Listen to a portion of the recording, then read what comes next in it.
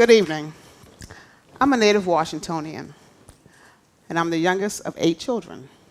Now, stay with me, because I'm going to go way back.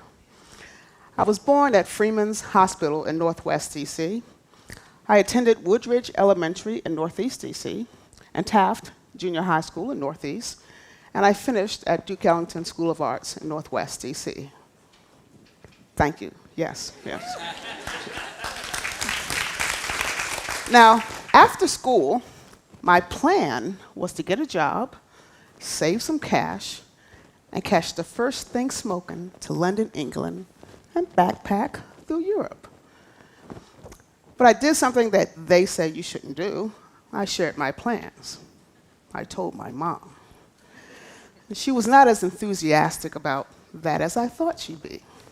She did her mom thing on me, and she convinced me to stay and go to school. So I attended Virginia Commonwealth University in Richmond, Virginia. Now, I did what any good college student would do. I made out with boys. I learned how to drink, did a little schoolwork. I was having a blast. I thought, my mom is a genius.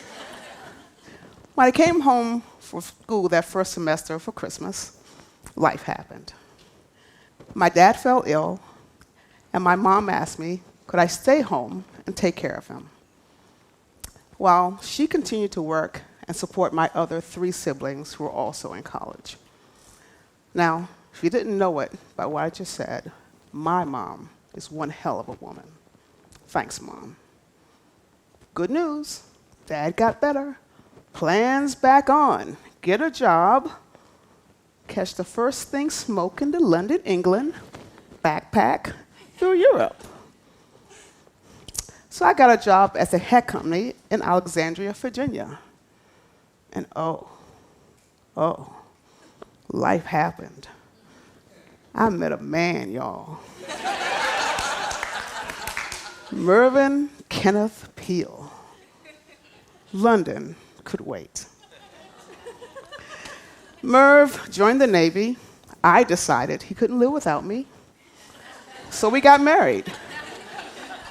And we caught the first thing smoking to Groton, Connecticut. And then to Charleston, South Carolina. 6 years in the Navy, we moved back to D.C., and plans back on, get a job, go to school. So I knew somebody who knew somebody who knew somebody, and I was hired as the office manager at the Capital Area Food Bank. I didn't know much about the food bank, but oddly enough, it was located less than 4 blocks from where I grew up. So I got the tour after getting hired, and I saw this warehouse full of food, and I thought to myself, great, they feed homeless people here. I could save up some cash and then say I did something good before I became a filthy rich artist. On May 7th, 1990, I started my job. And that was the day I met the woman who would change my life. I was sitting at my desk, trying to figure out how to be an office manager, and in walked this tall, elegant African-American woman, immaculately dressed in a gray business suit.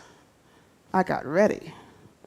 Certainly she's here to do business. She's a vendor, or she's going to give us a donation.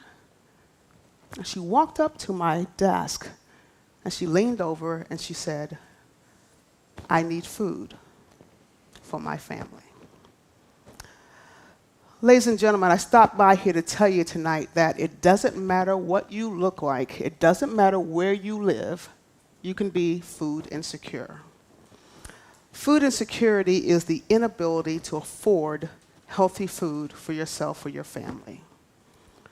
According to the U.S. Census, in Washington, D.C., there are over 90,000 people who are food insecure. In Prince George's and Montgomery County, there are over 200,000 people who are hungry. And in Northern Virginia, where we are tonight, there are over 133,000 people who are food insecure. Nationally, that number is staggering. 49 million people are food insecure.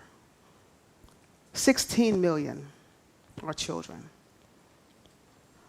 A few years ago, I received an email, and it was from an attorney who lived in Fairfax, Virginia. He was married, and they'd both been laid off.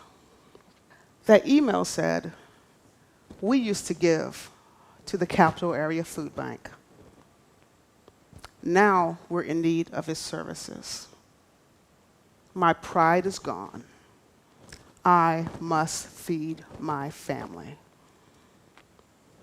If you didn't know it, ladies and gentlemen, we are in Fairfax, Virginia, which has the second highest median income of not just the counties in our area, but in the United States.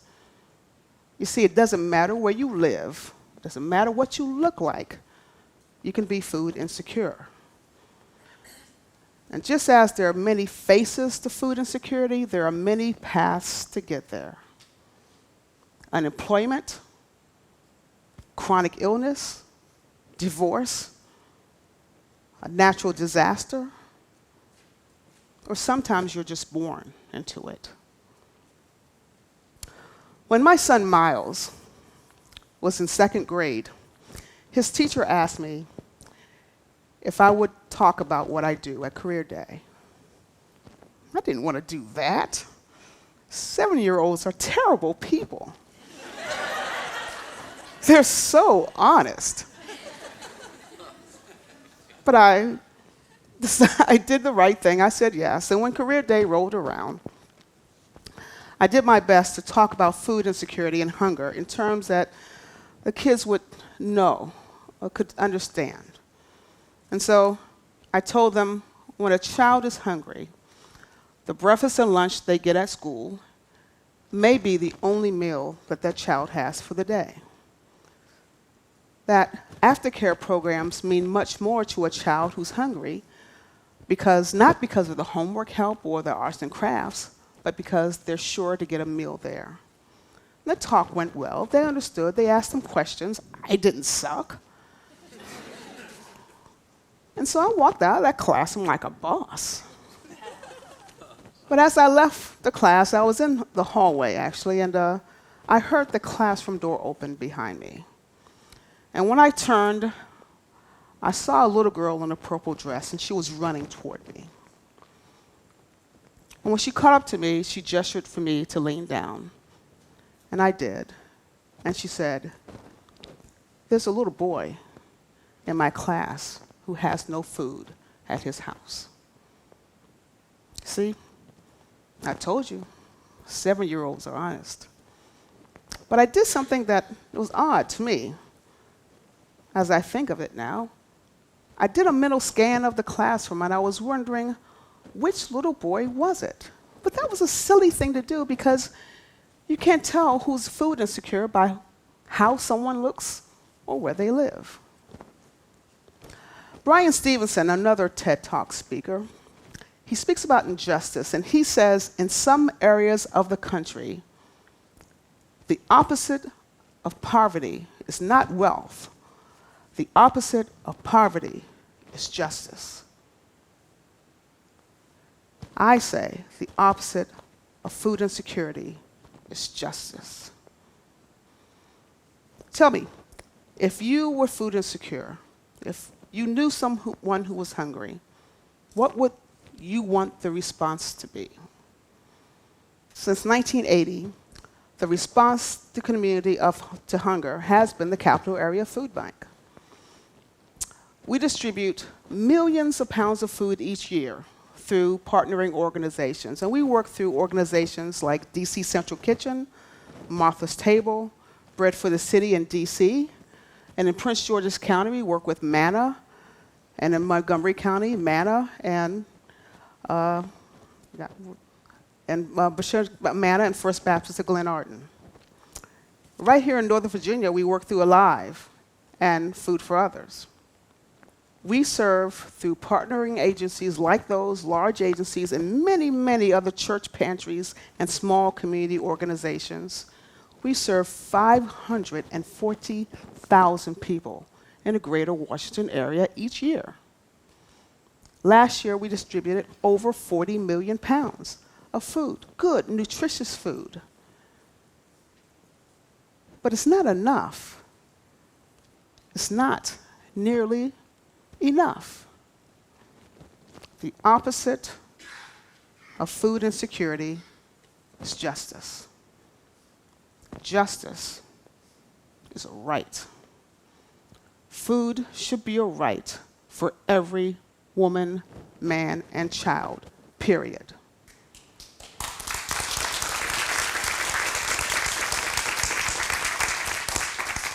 Now tell me, what would that picture look like? What would you do to make sure that a woman did not have to get up on a Monday morning and put on her Sunday best to ask a relative stranger for food? What could you do to make sure a man didn't feel like, I have to give up my pride to feed my family? What could you do to make sure that a little girl only focuses on her schoolwork instead of her hungry classmate? What would you do? What could you do? Think about it. Think about it, and I want you to do it. Thank you very much.